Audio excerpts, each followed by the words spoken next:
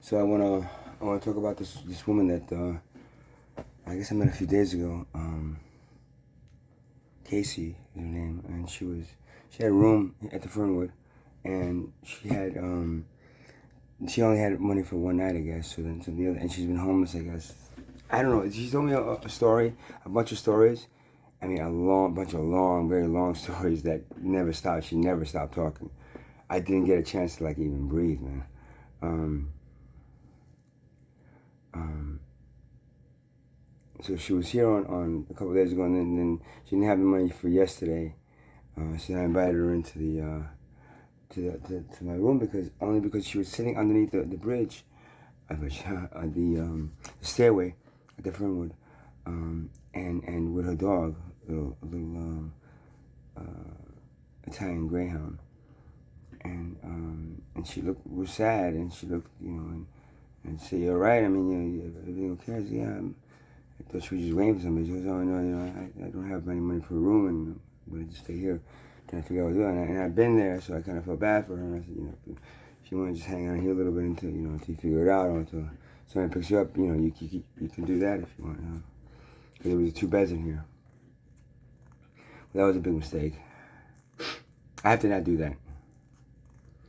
I have to not trust. I don't know why I wanted to trust her. She had a face and a kind of an energy that seemed like I could trust her, but there's a lot of good actors around here, man. There's a lot of good people that will tell you what you want to hear, will study you, and because I'm so on social media and YouTube, and I'm out there, and I don't hold back on the things that I'm feeling and saying, and some people are like, you shouldn't say that stuff, and I don't really give a shit, man. I'm just telling you how real my life is, and how real this is that it's happening to me in this way.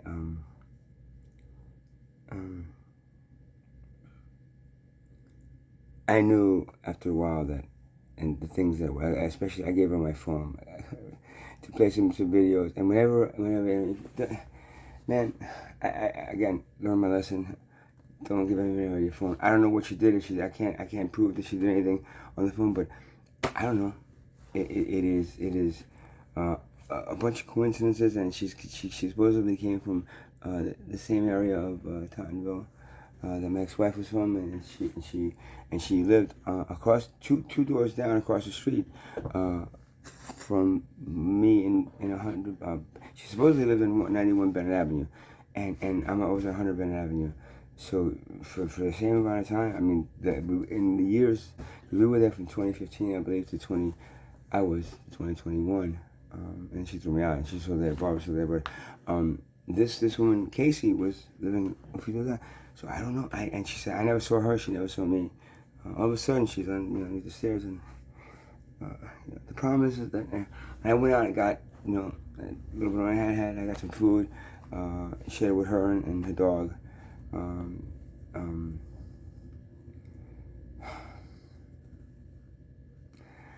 don't know what to say, man. I feel bad throwing her out of my room, but I didn't know what to. I couldn't trust her anymore. I just had a feeling of not being able to trust her. She ended up. I mean, I don't know if she did my phone, but she ended up just doing things that were very similar to the other people that I've hung out with, and at the end of the night, they just act like really, really, really bad, and I have to leave, and it's just when you come to grips with the fact that you just gave somebody that you don't even know your unlocked phone, and that means that if they're smart enough, they can get access to that all yourself, man.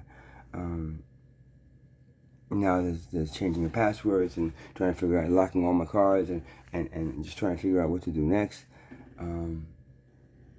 It's not an easy thing. So I'm a little bit tired. I've been pretty much run down. I also got stopped at ShopRite again, and this time I was in the ShopRite. I was walking across ShopRite, and I guess the guard saw me, security guard, and he called the police, and the police came and they warned me one more time that they see me walking by by ShopRite. Like I was coming from Tent City to across ShopRite and then going to the Fernwood. So I have to try to make it, one way or the other. That's it. I mean, they basically going to go through the woods and come out the Neptune Boulevard side, but that's too much. It's too much for me to go. And why should I go this way? Can I just go this way? So now I'm going to try to do it as far away from Shopper as I can, going down like Leaf, Leaf, that area, and then go straight out to the street. And I don't know. I'm tired, man. And this thing with cases, like, and now I'm sitting in this room, right? I finally, I got it back. I'm sitting in this room now, and I don't know if she, like I'm sure she has MRSA. Right? She showed me on her arm, so she has MRSA, right? She showed me she has a big scar on her arm. That's MRSA.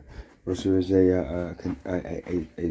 is a skin condition that you can get like in jails and hospitals. And she had it bandaged up, and then she showed me, and I'm gonna have to pick up the bandage or something. And she ends up, when she leaves, she ends up leaving the bandage. Oh, damn it! I should do that way. Right up here. So the bandage, right by the toilet. So the bandage, you can see it. This is it, and it's full of blood. And this is basically what I'm thinking is that this is MRSA contagious.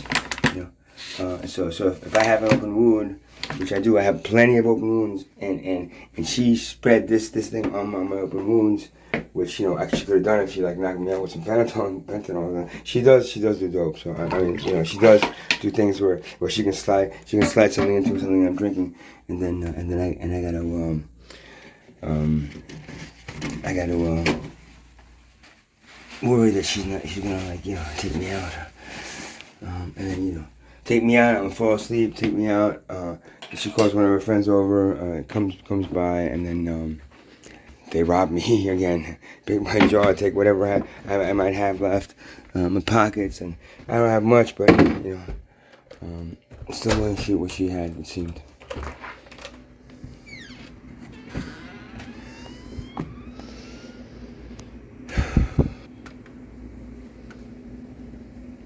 She's around the corner here, supposedly, but I went around there and all was there was some bedding.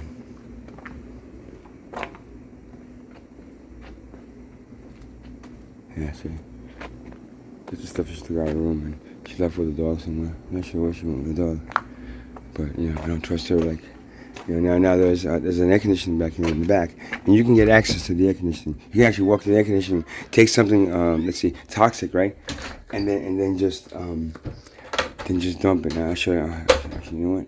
I should show you. So if you go around, right?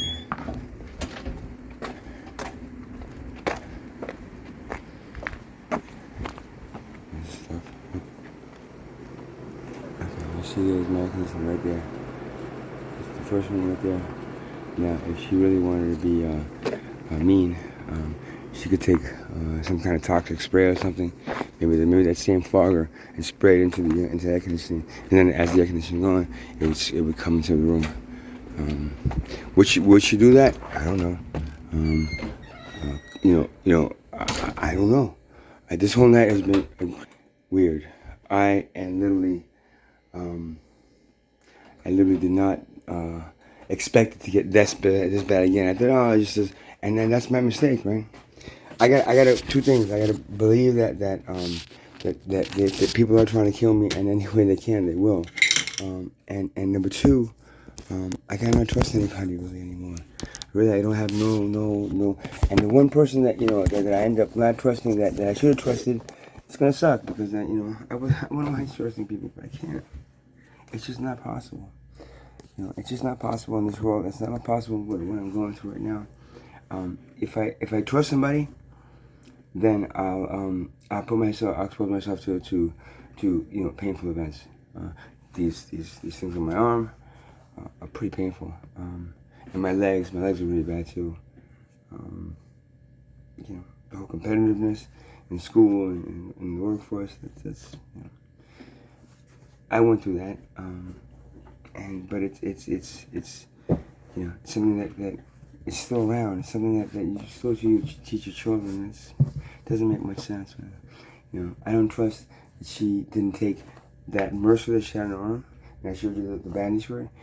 When you take the bandage off, take it and start spreading it all over the sheets. You know, like the bed have sheets, and I found them all kind of like that. So she took that arm and she spread it all over the sheets, and I have one of these open cuts. I make it Mercer. So now hotel room, right? And I said this to the people, the owners, the managers, and they were, oh, we have no more rooms. They got rooms here, because they don't want to clean another room, man.